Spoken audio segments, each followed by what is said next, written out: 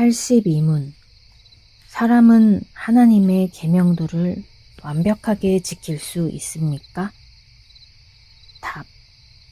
어떠한 사람도 타락 이래로는 금생에서 하나님의 계명들을 완벽하게 지킬 수 없고 매일 생각과 말과 행동으로 계명들을 어깁니다.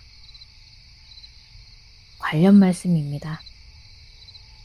선을 행하고 전혀 죄를 범하지 아니하는 의인은 세상에 없기 때문이로다. 전도서 7장 20절. 만일 우리가 죄가 없다고 말하면 스스로 속이고 또 진리가 우리 속에 있지 아니할 것이요. 요한일서 1장 8절. 해설입니다. 우리는 소요리 문답 39에서 81문을 통하여 하나님께서 사람에게 요구하시는 의무에 대하여 살펴보았습니다. 소요리 문답은 성경 전체를 아우르며 하나님 사랑과 이웃 사랑으로 요약되는 율법과 십계명이 우리의 삶 속에서 어떻게 구체적으로 적용되는지 보여줍니다. 우리는 그 내용을 통해 성경이 신자에게 요구하는 삶이 포괄적이면서도 매우 구체적이라는 사실을 확인할 수 있었습니다. 그런데 성경은 하나님께서 우리에게 무엇을 요구하시는지를 말하는 것으로 끝나지 않습니다. 이 요구에 부응하기 위해 애쓴 사람들의 이야기를 통해 인간의 한계와 노력, 실패와 극복이 어떤 과정을 통해 이루어지는지까지 알려줍니다. 성경의 내용에 따라 구성된 소요리 문답 역시 하나님께서 사람에게 요구하시는 의무를 다룬 후 사람이 그 의무를 완벽하게 지킬 수 없음을 말합니다.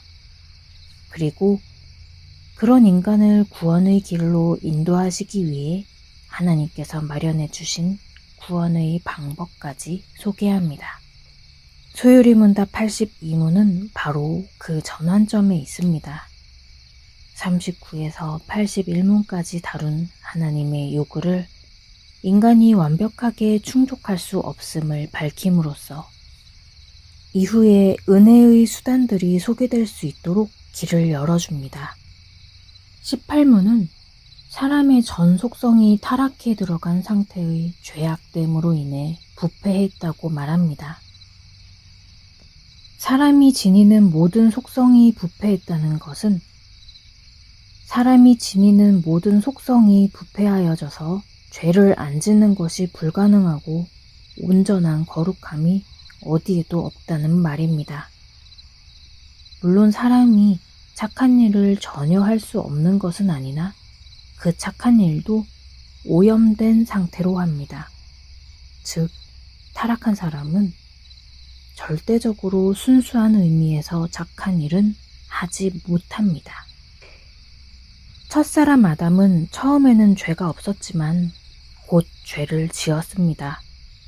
아담 이후의 온 인류는 아담이 지은 죄책과 죄의 부패를 이어받아서 아예 죄인으로 태어나 죄를 짓습니다.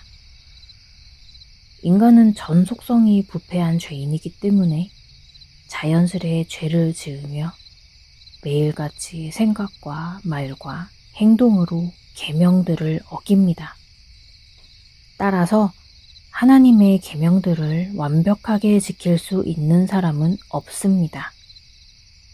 소요리 문답 13문에서 살펴보았듯이 사람의 의지는 자유의지가 아니라 노예의지입니다. 또 아우구스티누스가 사람과 죄의 관계를 설명했듯이 타락 후의 사람은 죄를 안 짓는 것이 불가능합니다. 육체의 소욕은 성령님을 거스르고 성령님의 소욕은 육체를 거스르기 때문에 이 둘이 서로 대적하여 사람들이 원하는 것을 하지 못하게 합니다. 인간의 근본적인 지향이 죄를 향하여 있는 것입니다. 앞서 소요리 문답 40문에서 율법에 세 가지 용도가 있음을 살펴보았습니다.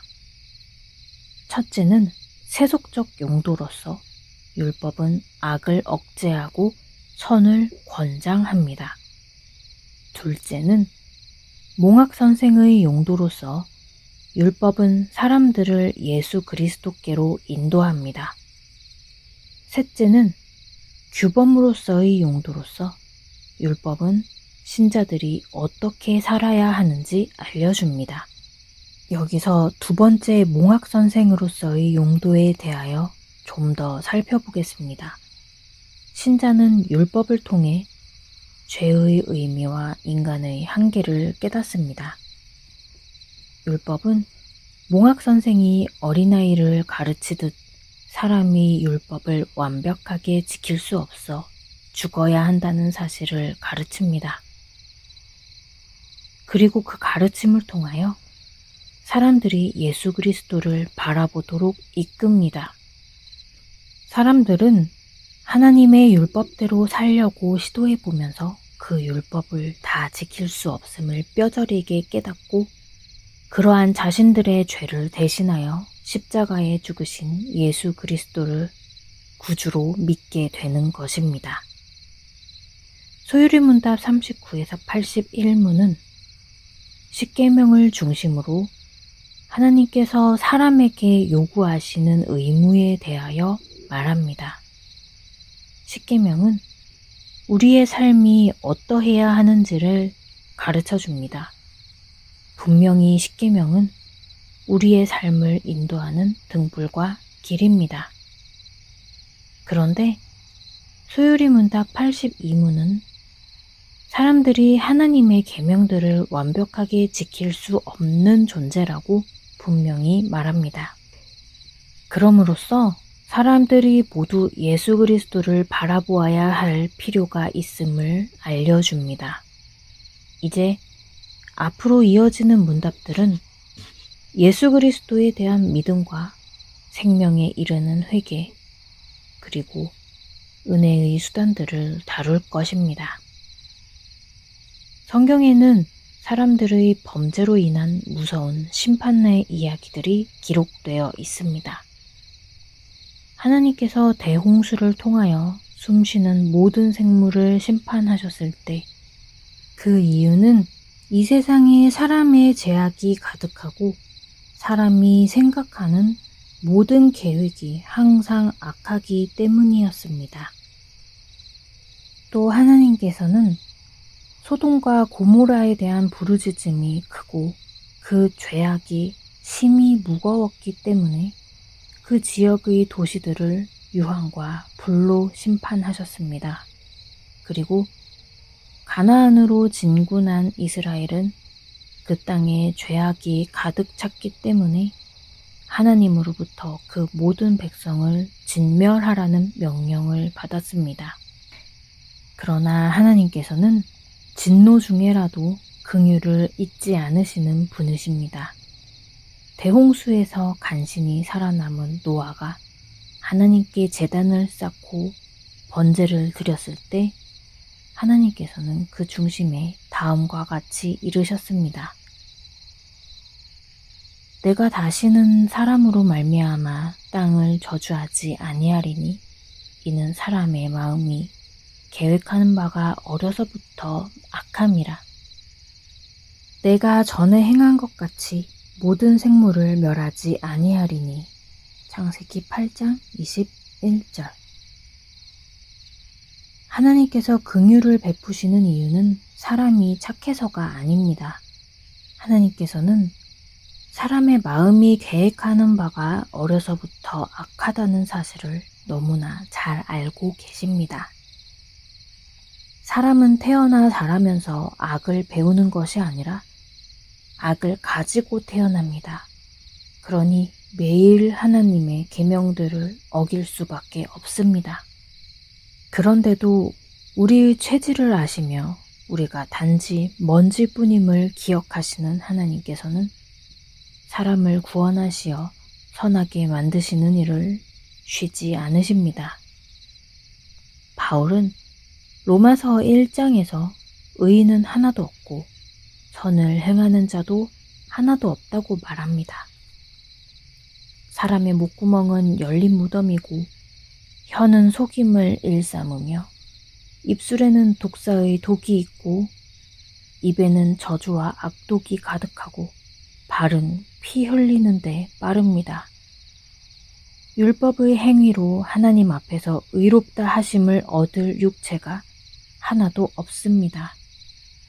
사람은 율법으로는 죄를 깨달을 뿐이지 절대로 율법을 다 지킬 수 없습니다.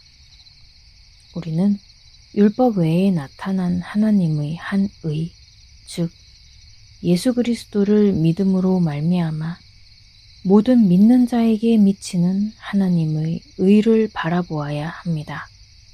우리는 매일 생각과 말과 행동으로 죄를 짓기에 날마다 예수 그리스도를 바라보아야 합니다. 내가 주를 바라오니 성실과 정직으로 나를 보호하소서.